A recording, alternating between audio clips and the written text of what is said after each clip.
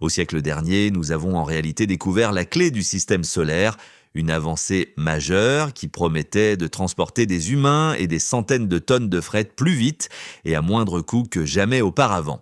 Cette clé, c'est l'énergie nucléaire. Alors, si SpaceX utilisait cette technologie sur Starship à la place des ergols chimiques, un aller-retour vers Mars ne prendrait plus une année entière, mais seulement quelques semaines. Ça ressemble à de la science-fiction, non? Et pourtant, c'est une idée qui a déjà été testée et présentée par le passé. Alors, un Starship à propulsion nucléaire est-il vraiment réalisable? Plongeons ensemble dans tout cela dans l'épisode d'aujourd'hui du quotidien de l'espace. Quand on pense à l'énergie nucléaire, la première image qui vient souvent à l'esprit, c'est quelque chose d'effrayant. Une puissance associée aux militaires, capable de rayer des villes entières de la carte si elle est mal utilisée. C'est d'ailleurs exactement pour ça que personne n'ose vraiment provoquer la Corée du Nord. Bon, je plaisante. Mais pour remettre les choses en perspective, imaginons un immense réservoir de carburant de 5000 tonnes. C'est à peu près la quantité d'ergols nécessaire pour envoyer une fusée géante comme Starship jusqu'à Mars. Si une telle quantité de carburant explosait, l'énergie chimique libérée serait équivalente à environ 16 000 tonnes de TNT, de quoi anéantir totalement des structures dans un rayon d'environ 1,6 km. C'est absolument catastrophique et extrêmement dangereux. Et maintenant, voici la partie vraiment glaçante. Cette même quantité d'énergie pourrait être produite par la fission nucléaire en utilisant seulement 82 kg d'uranium 235 avec à peine 1% du matériau qui fissionne réellement. Et si, hypothétiquement, tout réagissait, il ne faudrait que 820 grammes, soit à peu près le poids de 4 smartphones, pour libérer une puissance équivalente à celle d'une bombe nucléaire. C'est complètement fou. Oui, c'est dangereux, mais c'est aussi incroyablement puissant. C'est précisément pour cela que l'énergie nucléaire est souvent considérée comme la clé permettant à l'humanité de voyager à travers tout le système solaire. Avec une densité énergétique immense et des besoins en carburant bien plus faibles, elle pourrait totalement révolutionner la façon dont nous concevons les vaisseaux spatiaux. Prenons Starship par exemple. À l'intérieur de cet énorme véhicule en acier inoxydable, environ 56% du volume total est occupé par les réservoirs de carburant, tandis qu'un peu plus de 10% seulement est dédié à la charge utile, c'est-à-dire ce qui transporte réellement les astronautes ou le fret. Mais si l'on passait à une propulsion nucléaire, les systèmes de carburant et de réacteurs ne représentaient peut-être que 15 à 20% du volume total. Tout le reste de cet espace gigantesque pourrait alors être transformé en quartier de vie, en zone de stockage, voire en laboratoire, tout en conservant suffisamment de puissance pour aller pratiquement n'importe où dans le système solaire. Oui, voilà le véritable potentiel de l'énergie nucléaire. Fait intéressant, les recherches sur l'utilisation de l'énergie nucléaire pour la propulsion des fusées ont en réalité commencé dès le siècle dernier, notamment avec un concept appelé moteur fusée thermique nucléaire ou NTP. Le premier programme officiel a vu le jour en 1955 sous le nom de Project Rover, dirigé par la Commission américaine de l'énergie atomique, AEC au Los Alamos National Laboratory. L'objectif était de développer un étage supérieur à propulsion nucléaire pour les missiles balistiques intercontinentaux, utilisant un réacteur nucléaire pour surchauffer de l'hydrogène servant d'ergol, afin de produire une poussée bien plus élevée et une efficacité presque doublée par rapport aux moteurs chimiques classique. Après la crise de Spoutnik en 1958, le projet a été transféré à la NASA, puis élargi pour devenir un programme plus vaste appelé NERVA, abréviation de Nuclear Engine for Rocket Vehicle Application. À partir de 1961, il s'est transformé en un effort conjoint entre la NASA et l'AEC, avec pour objectif de concevoir et de tester un moteur fusée nucléaire complet destiné à de futures missions spatiales, y compris d'éventuelles missions habitées vers Mars. D'autres concepts tout aussi ambitieux ont également vu le jour, comme le Project Orion, qui explorait une idée complètement folle, utiliser une propulsion par impulsion nucléaire en faisant littéralement exploser de petites bombes atomiques derrière une plaque de poussée pour propulser le vaisseau vers l'avant. D'un point de vue technique, les résultats étaient impressionnants. Dans le cadre des projets Rover et Nerva, les ingénieurs ont développé 3 grands types de réacteurs qui, oui, Phébus et Piwi, chacun démontrant un contrôle nucléaire stable et capable de générer jusqu'à 4000 MW de puissance thermique. Le système atteignait une impulsion spécifique de 825 secondes, soit presque le double de celle des moteurs chimiques, rendant un aller-retour vers Mars possible en seulement quelques mois au lieu de près d'une année entière.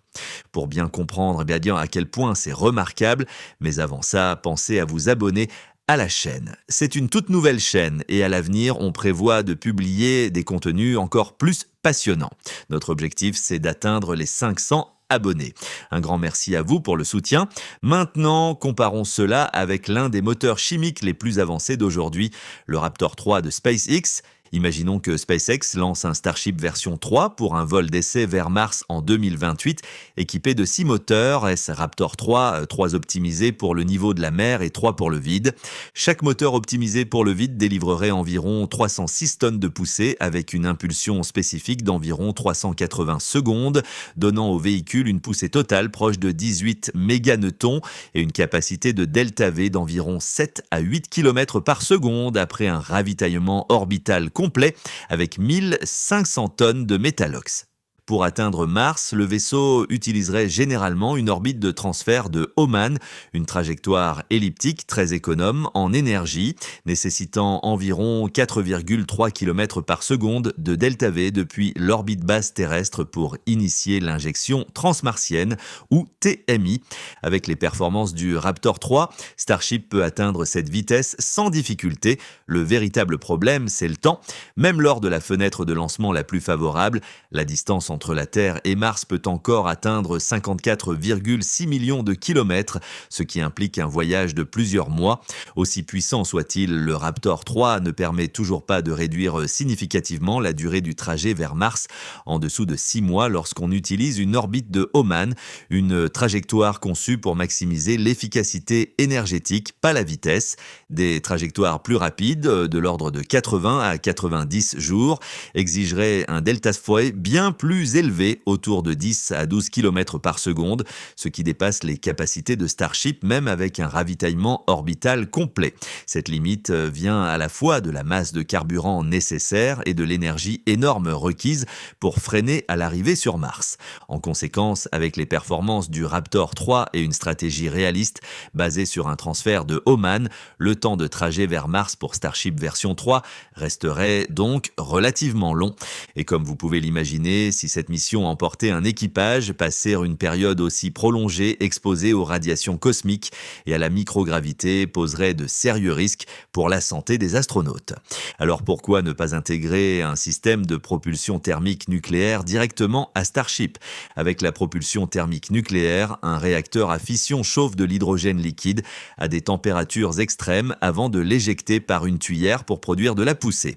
Ici, l'uranium n'est pas un carburant brûlé, mais une source de chaleur. Le principe est simple et purement mécanique. L'hydrogène est pompé à travers le cœur du réacteur où il est porté à plusieurs milliers de Kelvin, au-delà de 2500 degrés Celsius, puis transformé en gaz sous très haute pression. Ce gaz brûlant est ensuite expulsé à très grande vitesse à travers des tuyères en alliage capables de résister à des températures extrêmes, générant la poussée.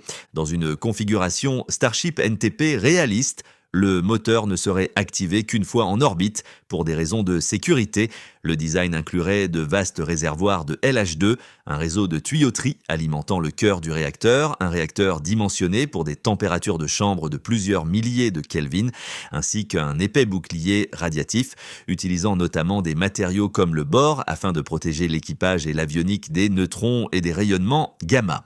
Le groupe de moteurs serait réglable en puissance et redémarrable, capable d'effectuer plusieurs mises à feu, généralement de l'ordre d'une heure chacune, suffisantes aussi bien pour des impulsions brèves et puissantes que pour des poussées longues et continues afin de façonner la trajectoire.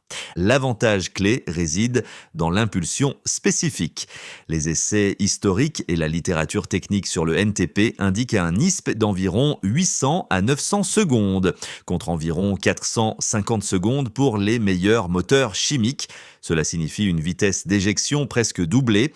À masse initiale égale, un système NTP nécessite bien moins d'ergols ou peut fournir un delta V beaucoup plus élevé. Concrètement, cela permet des profils de vol à forte accélération ou à delta V continu élevé et peut réduire drastiquement la durée du trajet vers Mars de plusieurs mois à seulement quelques mois, voire environ 2 mois.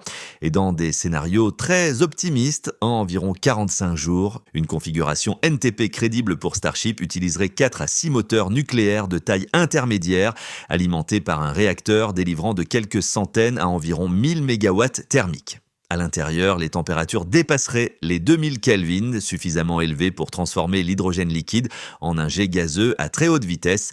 Un tel système pourrait assurer à la fois des brûlages courts et extrêmement puissants pour augmenter rapidement la vitesse et des poussées longues et stables pour continuer à accélérer sur la durée. Combiné à son efficacité bien supérieure, c'est précisément cette capacité qui permettrait de réduire aussi radicalement les temps de trajet, faisant potentiellement passer un voyage vers Mars de plusieurs mois à quelques dizaines de jours seulement.